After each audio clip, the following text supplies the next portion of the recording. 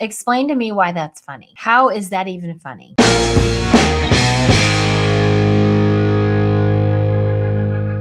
When did late night TV stop being funny? You know, I don't know if we can exactly pinpoint an exact year, but I think we could probably say somewhere around 2015. It started to head in that direction.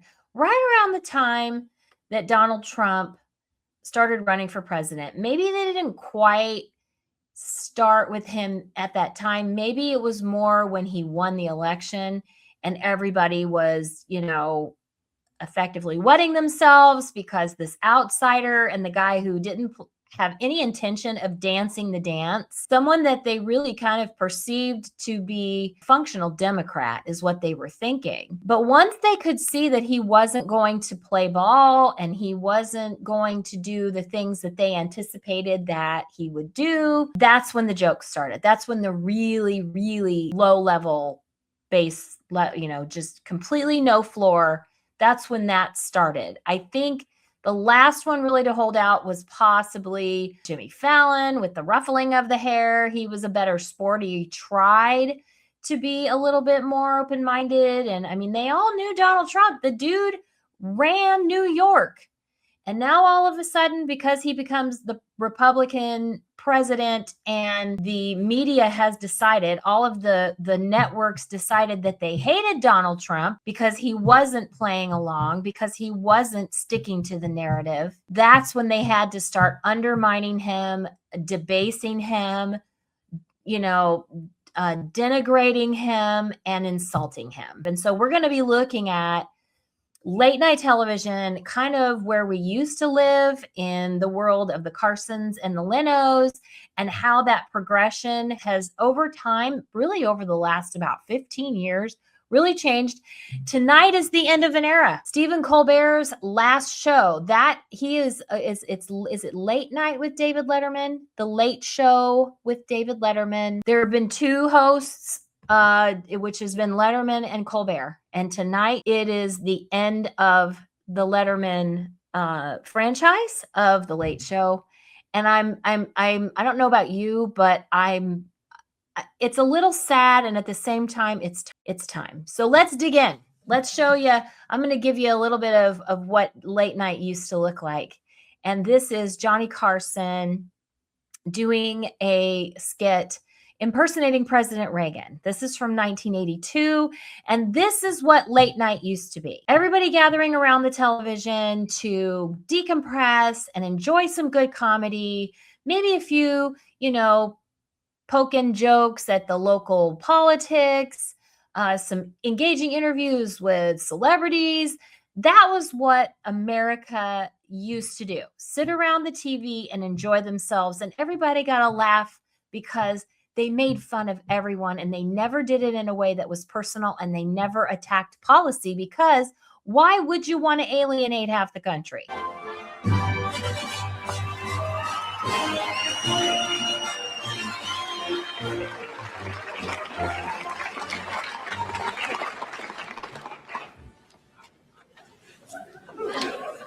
Well, now would you send in Jim Baker, please?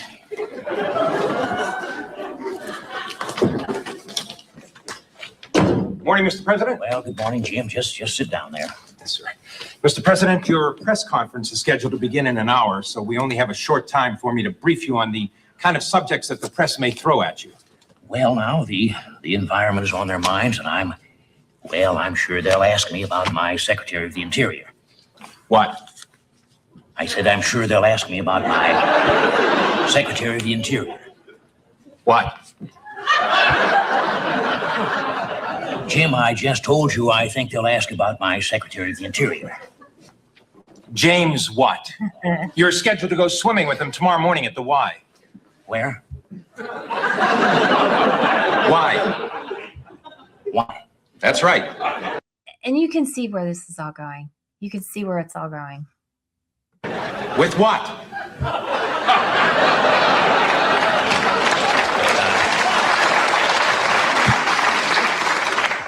With what? I don't even know with who, Jim. Not who. What? Well, now, Jim, let's get this straight. I'm going swimming tomorrow with With who? What? Where? Why?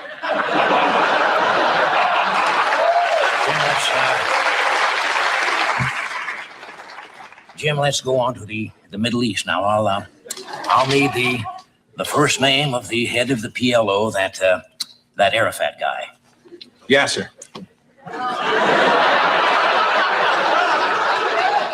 I said I'll need the first name of the head of the PLO. Yes, sir. Jim, it's nice of you to be polite, but what is his name? No, sir. Yes, sir. Well, now you're giving me two different answers, Jim. Now, what is his name? No, sir. Yes, sir. Well, now I ask you what is the first name of the head of the PLO, and you tell me no, sir. That's right. Then you tell me yes, sir. Absolutely. You got it. I got what? He's the Secretary of the Interior. Jim, I don't understand why you're doing this to me.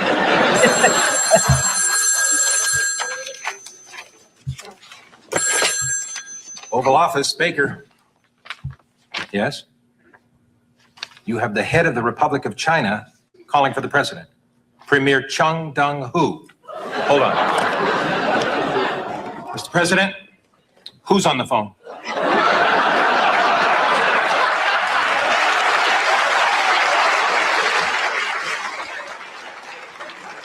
Well, now, Jim, I don't know who's on the phone.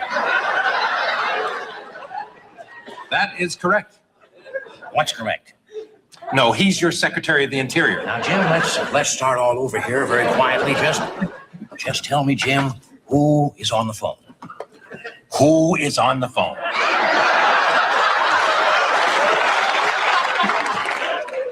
Who? Yes, sir. That Arafat guy is on the phone, Jim? No, sir. Who is? What? Swimming tomorrow morning at the Y. So that's a perfect example of how late night used to handle politics and politicians. Here is, let me grab this real quickly.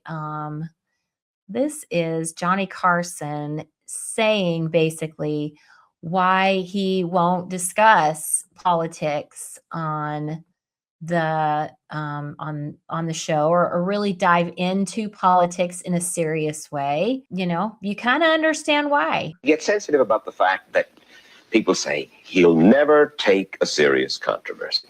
By the way, that's Mike Wallace. I'm old. I am so old. This is from probably in the late 70s. Well, I have an answer to that. I said, now, tell me the last time that Jack Benny, Red Skelton, any comedian, used his show to do serious issues.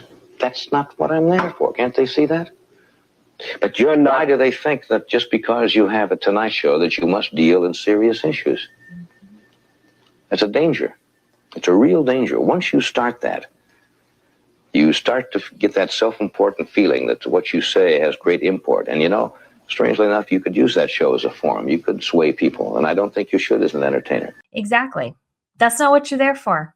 You're there to help people decompress at the end of the day, to get a laugh and not to try and impose your politics on them. But I mean, as I explored in a previous video, Hollywood has become, and Hollywood, and this is in New York. So, I mean, only Jimmy Fallon, I think, I don't know. I think they're all still based in New York. One could be in LA. I don't know. But it's ridiculous. It's absolutely ridiculous. It just sucks the joy and the funny right out of late night television. So really quickly, this is Donald Trump even saying he was making jokes about Donald Trump years before. Johnny Carson was talented. How many of you saw Donald Trump last night on Primetime Live? There's like nobody. Well, it's got to make ABC real happy. Trump denied he was in financial trouble. He said Forbes magazine was out to get him because Forbes magazine said about a week ago that Donald Trump was not a billionaire, but was only worth $500 million. Now, I'm going to pause for a moment so you can get out your hankies.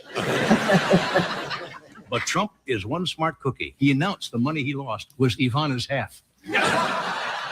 Apparently, Donald Trump, you know, the so-called other women. What's her name? Marla Maples, is that it? Of course you know that. She said she will not be going to the opening of the new Taj Mahal. Donald Trump said he thought that would be unnecessary publicity. He said that at a nationally televised news conference he called earlier today to announce that. Don't worry about Jennifer Flowers. She got a new job. She got fired, you know. She was a receptionist at an unemployment agency. She got canned. Okay, real quickly, for those of you who are too young to know, Jennifer Flowers was a woman who came out as a longtime mistress of Bill Clinton's. Those of you who don't know anything about anybody other than Monica Lewinsky, Jennifer Flowers was the other big scandal. Apparently, he had a 12-year affair with Jennifer Flowers. I'm sure among others. She got a new job today as a Donald Trump backup mistress. That's right. So he poked fun at everybody. Here's Jay Leno. He got a lot of crap from whenever he would make a joke, he would get crap from both sides. Like he would get people emailing him from both sides saying, well, you know, they made assumptions about him because of the joke or the subject of the joke. But here's what he said. Talk for the late night comics. Stop being so political. Why shoot for just half an audience all the time? You know, why not try to get the whole? I mean, I like to bring people into the big picture. Jay Leno! Leno hosted The Tonight Show for 22 years, and he says he tried to take an even-handed approach to cracking political jokes. It's fun to me when I got hate letters from David, you and your Republican friends. Well, Miss Lyon, I hope you and your Democratic buddies are happy. Over the same joke. And I go, well, that's good. So that's how you get a whole audience. The Republicans are pointing their fingers at Democrats. Democrats are pointing the fingers at the Republicans. And Americans are pointing the middle finger at both of them. So that's pretty much... I don't understand why you would alienate one particular group. And I love political humor. Don't get me wrong. But it's just what happens was people wind up cozying too much to one side or the other. Leno actually taped his interview with the Ronald Reagan Presidential Foundation 2 weeks ago, before Stephen Colbert's shocking announcement that The Late Show was being canceled by CBS. Next year will be our last season. The network will be ending The Late Show in May. And I like to think that people come to a comedy show to kind of get away from the things, you know, the pressures of life. I don't think anybody wants to hear a lecture. Nobody wants to hear a lecture. Exactly. They asked David Letterman how he felt about it. The YouTube segment was titled, you know, about his comments about the end of the show, but they mostly talked about David Letterman's heart issues and the surgery that he had. And most of the segment was about that. But this is what David Letterman said about that. His take on the end of the show. I mean, he can thank Stephen Colbert for bringing his franchise to an end. David Letterman helped reinvent late night television across 2 networks. In 3 decades, he made millions of Americans laugh with his top 10 lists, stupid pet tricks, and so much more. The network has sent over one last thing. Oh, this is very thoughtful of them. He visited current host Stephen Colbert before the Late Show franchise Letterman founded goes off the air. Whoa, what a day for a walk. Not far from the finish line of the Indy 500, we talked about the end of an era. What does the end of that show say about comedy in America? It kind of makes me sad. We always relied on it. You would read the newspaper in the morning, and at night you would see Johnny Carson. And Johnny would give you a perspective, whether you agreed with it or not, but it was always funny. And without that, I think we're losing a valuable perspective. I think it's very, very important to the American culture. I think it's too bad that Stephen is gone. I think it's a huge mistake. Yeah, I don't think it's a mistake to get rid of Colbert. I do agree with him that it is a loss for American culture because, you know, it never really was about that. A good example of what he used to do. This was what he used to do when he was on his own show. And I will share this with you. And this is lampooning George Bush. Okay. This is lampooning George Bush. Plenty to lampoon with George Bush. Favorite George W. Bush moments. Top 10 favorite George W. Bush moments. This is 17 years ago. Here we go. Number 10. Oh. Number 9. If it feels good, do it. If you got a problem, blame somebody else. Number 8. The issue of immigration stirs intense emotions. And in recent weeks, Americans have seen those emotions on display. On the streets of major cities.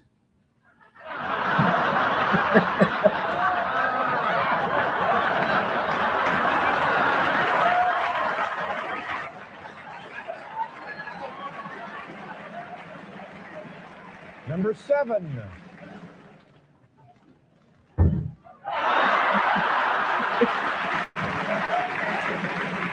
Number 6. That there be a stable Iran. Iran that is capable of rejecting Iranian influence. I mean, Iraq.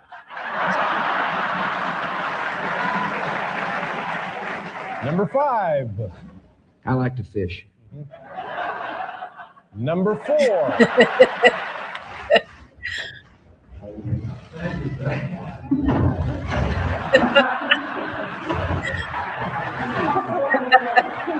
No one said a good piece of humor about it.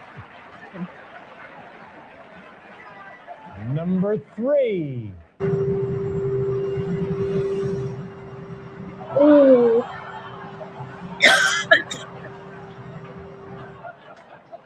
Number 2. Doing a better job of talking to each other.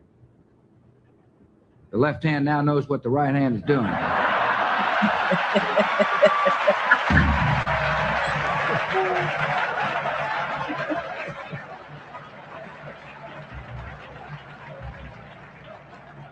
And the number 1 favorite George W. Bush moment.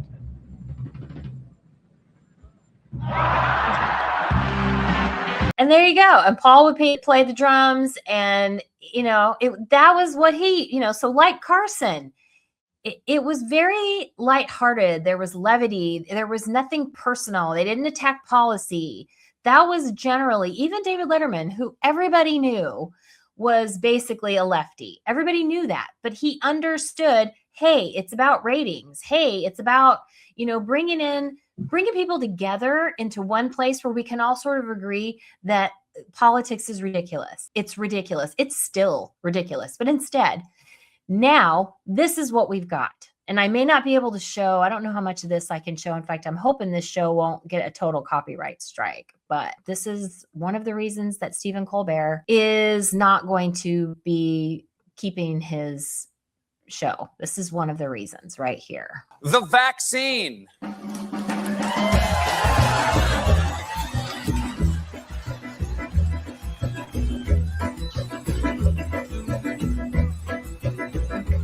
Explain to me why that's funny. How is that even funny? That's not funny. It's just not funny. It's just not funny. Okay, so here is Jimmy Kimmel and his what has become very typical garbage. And the it looks like the clip is, Trump makes his most brazenly corrupt move ever, blabs about ballroom. I mean, this is on his YouTube channel. Brazenly corrupt. This is supposed to be late night comedy. They'll say, oh, he's gotten so thin because I'm holding this. You don't have to look at my waist. You can look at this. Smart. Instead of horizontally, he built the columns vertically. It's more slimming that way. Everybody knows that. Can you imagine the Iranians watching that this morning? Minutes before his deadline to bomb them, he's showing off plans for the new dance floor where he's going to cha-cha to YMCA. I mean, if he wasn't so dumb, it might be diabolical. But it isn't. He's dumb. It was another Oco Taco Tuesday in the Middle East today. Trump backed off his deadline at the last minute again. He wrote, I've been asked by the Emir of Qatar, Tamim bin Hamad Al Thani, the Crown Prince of Saudi Arabia, Mohammed bin Salman Al Saud, and the President of the United Arab Emirates, Mohammed bin Zayed Al Nahyan, to hold off on our planned military attack of the Islamic Republic of Iran, which was scheduled for tomorrow. Somebody had to have typed that out for him. I could barely say it. There's no chance he knows how to spell Again, why is that funny? And you're attacking policy. So here's one last one. And it looks like this was last night on Jimmy Fallon. So it looks like Jimmy Fallon is trying to compete for Stephen Colbert's spot. So let's get that up really quickly. But if you're confused, don't worry. I'll break it down for you right now. Trump had sued the IRS for $10 billion. What a mess. Trump controls the DOJ, told them, make it go my way. So he got immunity. No more audits. OMG. He's so happy, LOL. Popping bottles like Cash Patel. DJT says DOJ. Is it illegal? IDK. DJT stops IRS. Is that sketchy? YES. Trump says NBD, okay, if FBI is MIA. Trump says, okay, BRB, I gotta watch the UFC. IRS v DOJ SMHIYKYK. NGL, it's SUSTLDR We're a long way from him ruffling his hair on his. So let's talk about maybe the practical reasons why the late night television is going away, especially guys like this. So I'm going to share this. I Googled it. This is Google. Okay. This is Google. Traditional late night TV is fading because declining broadcast viewership and skyrocketing production budgets have made the traditional format financially unsustainable. Networks can no longer justify the 40 million plus annual losses of legacy shows when audiences prefer watching quick on-demand clips on social platforms rather than staying up late to watch live. So collapsing economics and advertising. Ad revenue drops. It has dropped, I think, about 60% in the last 10 years. Ad revenue, unsustainable budgets, corporate cost cutting, shift to on-demand viewing. I mean, all of the reasons why. I mean, Colbert's just the first. Colbert is likely just the first of all of these shows that are going to go. And I mean, I think Fallon's show has been on, I think, 44 years, and it's gone through about 6 or 7 hosts. Jack Parr was the first, but you know, he's the latest, and he doesn't seem to be taking the hint. Like you saw how political he went, and where he went with that little rap jokey thing that he did. But does he not understand that he is not necessary? So how about, you know, we just you would think he would walk this back and try to make himself relevant so that he keeps his job. But apparently his parent company, I don't know, Disney, NBC, I don't know. They have an agenda, I guess. But, you know, this is where we're at now. And Colbert is just the first. Give it 5 years. They'll all be gone. I guarantee you. If not less than that. Because people are just done. They're just done. It's not funny. We can find funny stuff in other places. And we will. So we are tired of them feeding us a narrative that we do not want. So that is all I have today. I know that was a bit longer. We've been on for about 25 minutes. So hopefully you hung in there. I hope all of those clips were worth watching. And I hope that I gave an explanation to you about, you know, where we are as far as comedy is concerned and why these late night shows are they are like dinosaurs. They're history. So Kelly Jackson, we are still not canceled, where we question everything, especially the narrative. That's what we do. We talk about narratives here and we pick them apart and we figure out how they tick. So love you all. I'll see you again tomorrow. Bye-bye.